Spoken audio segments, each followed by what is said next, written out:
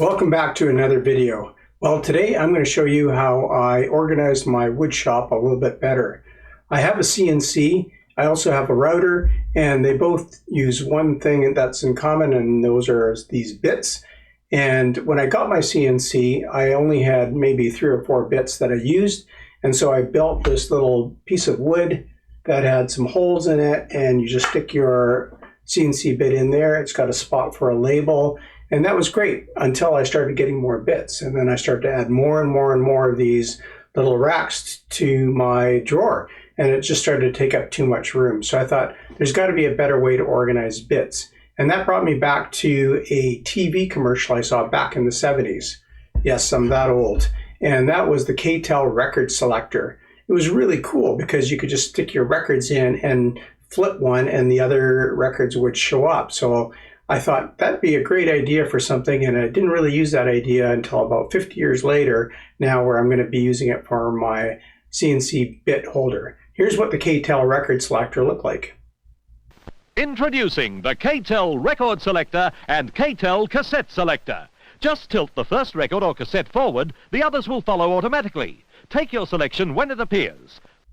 Well, based off the K-Tel record selector, I came up with this little baby. It is the bit holder that's 3D printed.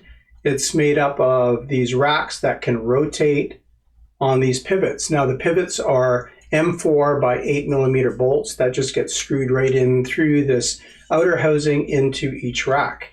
The rack can hold 4 bits per rack and 20 bits in all, and they are just pushed in. There's a snug fit here, but I also have a loose version, so they just pop in and out more easily. You can use that version if you want. And there's also a spot for these labels. Now the labels were just done in Microsoft Word, and I put them into my inkjet printer with cardstock on a bypass, and it just took the cardstock, printed them all off, and then I cut them out. That way you can flip the labels out of these slots and put them wherever you want, just to organize it better. And if you need more than 20 spaces, you can just make a couple of these, and they take up a lot less space than what I had in the past. So hopefully this is useful for you guys.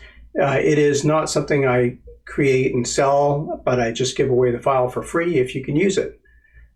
As an added bonus, what I've done to protect the bits in your fingers is I've made these little caps.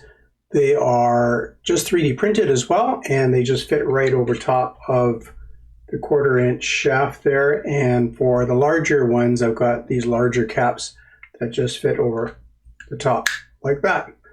These are also a link in the description, 3D printed, so you're welcome to use those as well.